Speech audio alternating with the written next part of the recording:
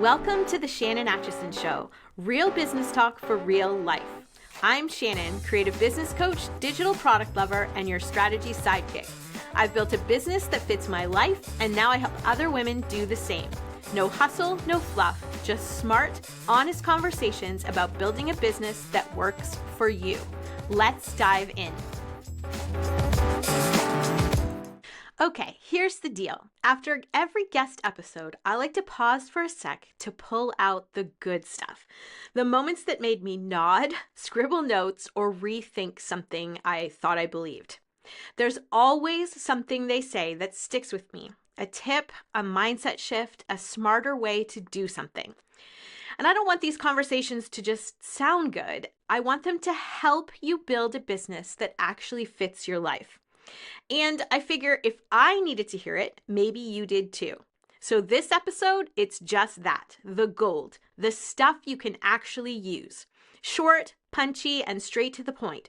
So you can take what you need and run with it. The other day, I had the honor of sitting down with my friend Wendy Batten. We have known each other for years.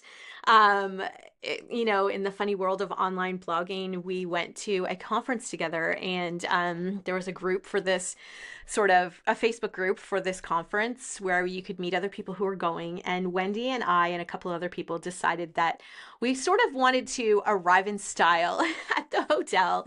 And so we rented a limo to take us from the airport to the hotel instead of taking the, Atlanta shuttle. And so that was how we met. And we have talked off and on for years. And I'm so proud of her and what she's done for her business. And so in this episode, I'm sort of going to share 7 lessons on bravery, vision, and building a business that feels like you that I pulled out of the interview with Wendy. So the first thing that I want to share out of these 7 tips is to sort of do it scared. That conference that Wendy and I went to, she shared in our interview that she literally only had 2 blog posts done at that time. She says she had no business being there with other people who had been blogging and were already making money. But her entire journey in her business from that point started because she said yes to that conference before she felt ready. That one brave, shaky step sort of set everything in motion. And so you don't need full confidence to begin. You just need a little bit of courage and a little bit of bravery to do it, even if you're scared. So that means if you're going to start a business, if you're going to pivot, if you're going to create a new product, whatever it is, do it anyways, even if you're feeling a little bit scared. The second thing I took out of my interview with Wendy is you don't need the whole map. You don't need the whole picture. She did not see, from that, blog conference, she did not see that she would create, she opened a store after that. She created an amazing coaching business for retail shop owners. She worked with many big paint brands to help launch them, to help train. She didn't see that, obviously, going to the blog conference. None of us do. None of us can see the whole picture. But every little step revealed the next. Kind of like when you're building a puzzle without the box. Good metaphor, bad metaphor, but you don't know what the whole picture looks like. You can only put one piece together at a time, but only if you keep going.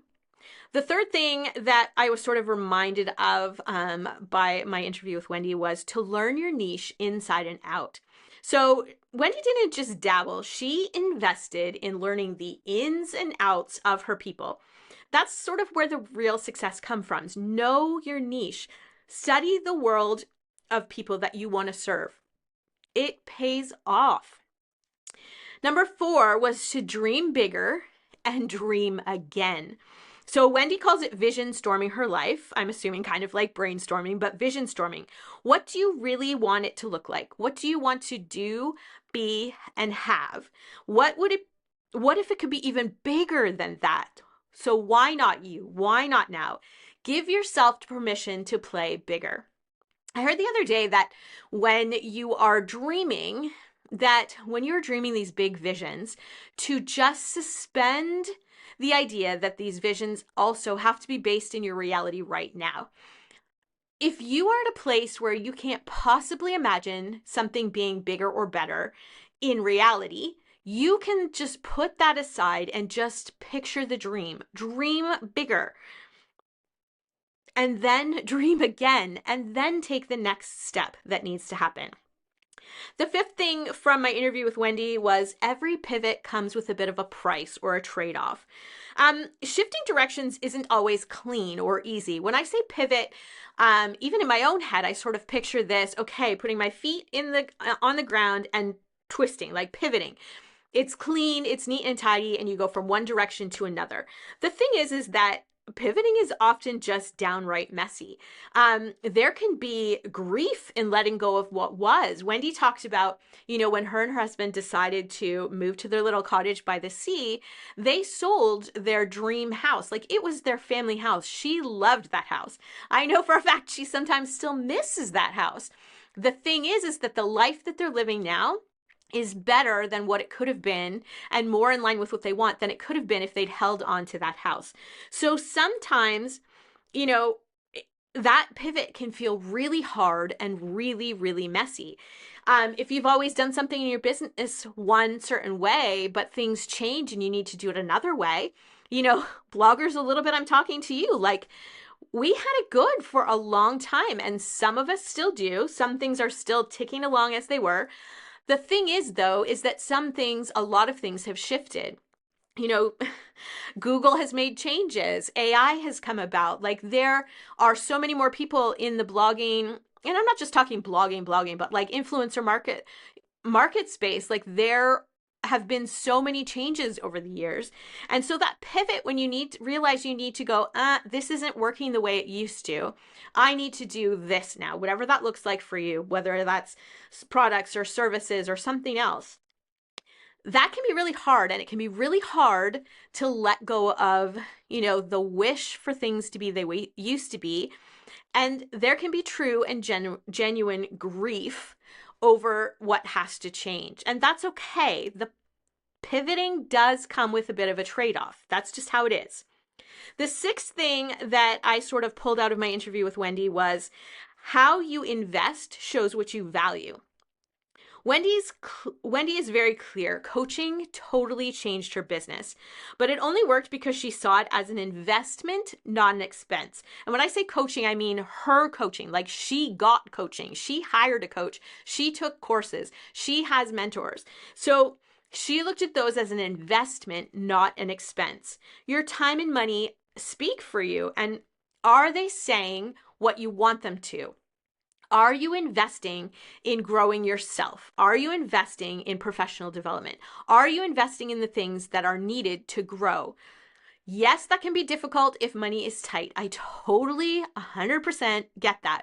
However, where you invest your time and money does show up later on in yourself, in your person, and in your business.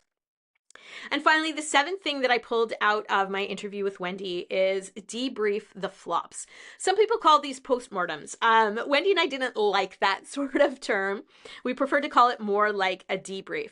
So when something doesn't work, a new product that you launched flops, a collaboration doesn't work out, a software that you bought for your business, anything, whatever it is, when something doesn't work, don't just shove that aside.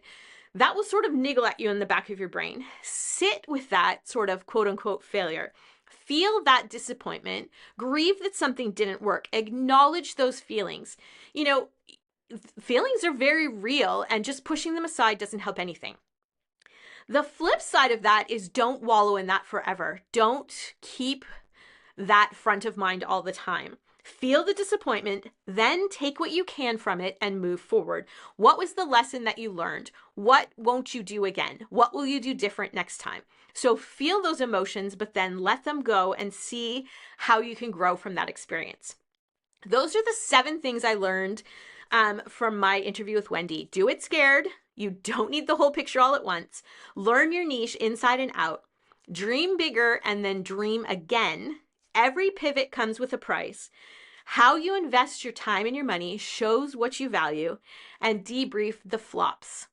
Those are key points and great takeaways for your business. Okay, that's it for today. Just a few takeaways to tuck in your back pocket or to try out this week. If one of them hit home, I'd love to hear. Email, DM me, or leave a review. And if you haven't listened to the full interview yet, go back and hit play. It's totally worth a listen.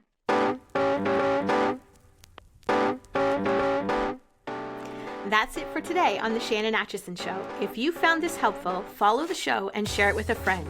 And hey, if you're not sure what kind of business actually fits your life, take the free quiz at shannonacheson.com. It'll point you in the right direction. Thanks for listening. Talk again soon.